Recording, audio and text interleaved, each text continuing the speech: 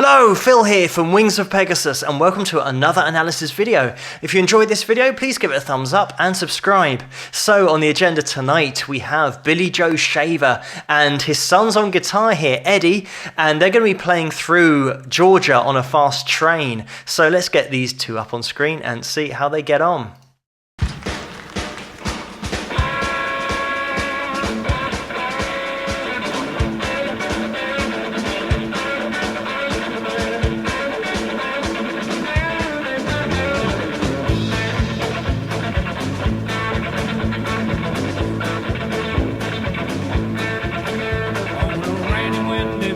That's the day that I was born in that old sharecropper's one-room country shack. They say my mammy left me the same day that she had me. Said she hit the road and never once looked back. And now I just thought I'd mention my grandma's old age pension is the reason why I'm standing here today. I got all my country learning, milking and a-churning, picking cotton, raising, hailing, baling hay. I've been to Georgia on a fast train, honey. I wasn't born no yesterday. Got a good Christian raising and 8th grade education. Ain't no need y'all to treat me this way.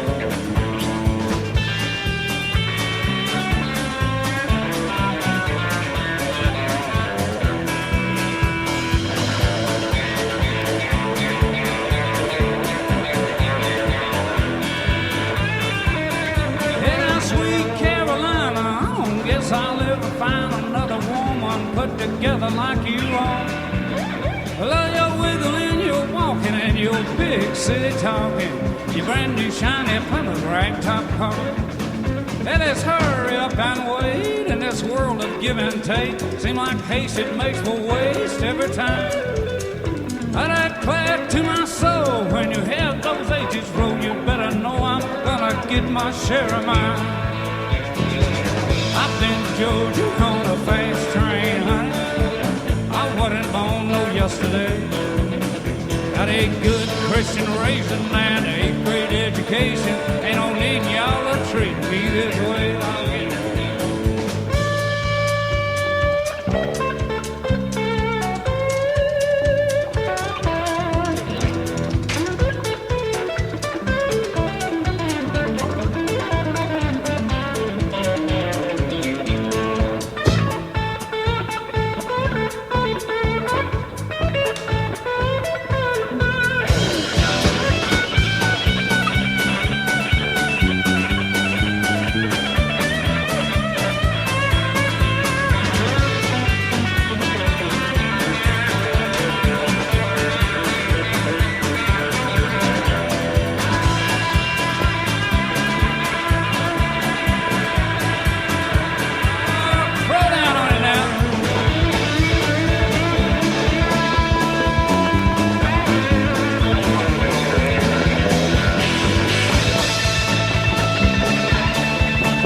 I'm just going to jump in here because this is one of those videos that I'll just keep on watching, because the way that Eddy lays down this lead, and actually all of the rhythm playing as well, because the alternate picking is absolutely essential, and the accuracy of that alternate picking as well. The way that Eddy throws in that rhythm with those really important upstrokes that really give the groove of this particular piece. The way that Eddy's all over the techniques in the solo as well, throwing in vibrato when he wants it really nice and controlled. The slides, the little blues lines that he has in there, classic country picking as well when he actually went to fingerstyle for that solo, so he'll be getting a softer sound than the aggressive sound with the pick. But then of course he can then change between those two if he wants to. And even in that really small solo we had earlier in the track, you know straight away with Eddy and with all the top players, you only have to listen to them for a few seconds to understand and to hear the voice of the guitar and the expression in their playing to then know that they are top players. And Eddy's certainly got that, because this is, like I mentioned, one of those videos that you just listen to and you don't necessarily look at the techniques that are being used because you're listening to the music. And as you can probably tell, he started playing guitar at a young age, but he actually learned from Dickie Betts from the Allman Brothers Band. I mean, what a guy to actually learn from. And Dickie actually gave Eddy his first guitar, and that's very much down to Billy Joe. And obviously having a dad like that, you're going to be in those music circles and in those country circles as well. And this is the interesting thing about guitarists who actually have a famous father, because you can't help but think that they're always going to get compared to their dad. In the case of Eddy, I think Billy Joe was more seen as a singer, songwriter. He did play guitar. He also, actually in an accident when he was working at a lumberjack factory, I think, got his right hand caught in some machinery and lost the best part of his first finger and his second finger on that right hand. So after that, he then learned to play the guitar without those two fingers. It's an interesting story, but of course, with Eddy being in the same circles as his dad, he's played with Willie Nelson and Guy Clark and Chris Christopherson and Waylon Jennings. So he supported those kind of huge artists. And it's not one of those things that you just support those artists because your dad knows them.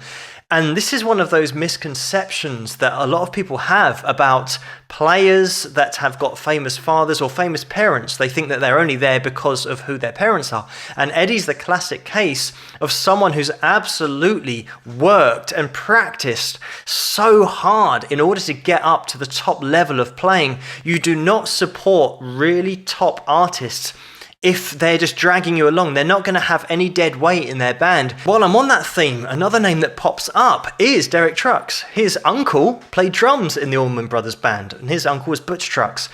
So you could say, oh, he's only where he is because he got a leg up from his uncle because he was in the Allman Brothers Band, so he's just gone straight into playing at the top level. Absolutely not. Check out Derek's playing. If you haven't yet, I've done a few videos on this channel. Just type it in and search for it, because Derek is absolutely mind-blowing.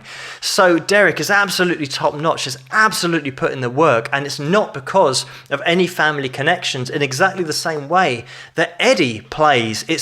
If this guy wasn't related, you would just say, wow, what a top player. Who is this guy? But let's get back into it. I've been to Georgia on a fast train, honey. I wasn't born no yesterday. Got a good Christian raising and 8th grade education. Ain't no need y'all to treat me this way. Ain't no need y'all to treat me this way.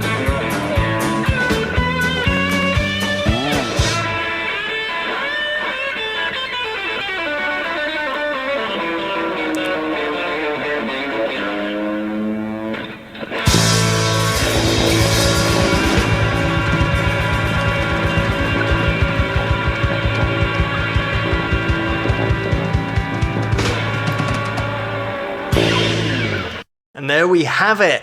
That very last lead section there is great because you've got that comparison or that contrast of the clean tone where you've got that really classic country picking style, but then leaning into the sound, adding a little bit of overdrive, just opening the taps a little bit, giving a different dynamic to the lead. And something that the top players always do is just give you a different flavor throughout the performance. Billy Joe's story is a fascinating one as well. He left school early to help his uncle pick cotton, then he joined the Navy, and then after that, he then got a few dead-end jobs. One of those was actually trying to be a rodeo, so he gave that a go, but that didn't work out. He then hitchhiked, and he wanted actually to get to LA, but the only ride that he could get was going in the opposite direction. So he actually turned up in Memphis, Tennessee. And from the next ride he got, he ended up in Nashville. And that's where he got a job as a songwriter for $50 a week. And whilst he was writing these songs, Waylon Jennings happened to hear a few of them and really liked the material. So then Waylon put most of Billy Joe's tracks on Honky Tonk Heroes, which was a Waylon Jennings album. So he started to become a little bit more well known, and Elvis Presley and Chris Christopherson, they actually started to record Billy Joe's music as well. And it's an interesting story. Of course, Eddie, being in the same circles as his dad, he's played with Willie Nelson and Guy Clark and Chris Christopherson and Waylon Jennings, so he supported those artists too. But Billy Joe, such an interesting character in his own right. In 2007, he actually shot someone in the face. I think it was outside a bar. They had an altercation, and I think Billy Joe said that this guy came at him with a knife, so he got his gun out and actually shot him in the face. The guy didn't die. It wasn't a fatal gunshot or anything. But after that event, Billy Joe actually went to turn himself in Austin, Texas. And when he turned up to the police station, nobody knew about it, this incident that happened, so he then got turned away because they didn't understand what he's talking about. So he then went to McLennan County Jail, where they knew about the incident and took him in. He was only there for an hour. He was actually released on a bond of $50,000, and that very same day or evening, he then performed at his scheduled gig that he had already had organized. But afterwards, it was judged that Billy Joe acted in self-defense, so he wasn't convicted of any crime. I just found it interesting that Billy, having gone through all that during the day and then being released, still then played in the evening. Just a through and through musician. And I think I should mention in closing that Eddie was due to start work on his solo material in 2001, but unfortunately in December of the year 2000, he actually died from a heroin overdose. And another case of a guy taken so young. He was only 38 when he died. And even just watching this video, you can see the amount of technique and ability that he had, the expression that's in there, the change in dynamics, changing from fingerstyle into flat picking. He had so many weapons in his arsenal. It would have been great to see where he would have taken that artistically and what direction he would have gone in as a solo artist. But unfortunately, we're not going to be able to find that out. But such a great performance here, and just a great performance between father and son here. And I love the way that Billy Joe looks up at his son when he's playing guitar, because Eddie is absolutely all over it, and Billy Joe would have known what a top player his son was when he plays with him live in these kind of settings. But thank you so much for suggesting this video for me to take a look at. Keep those suggestions coming in the comments below. Let me know what you guys think, and if you like this video, please give it a thumbs up and subscribe, and I'll see you guys at the next one. Rock!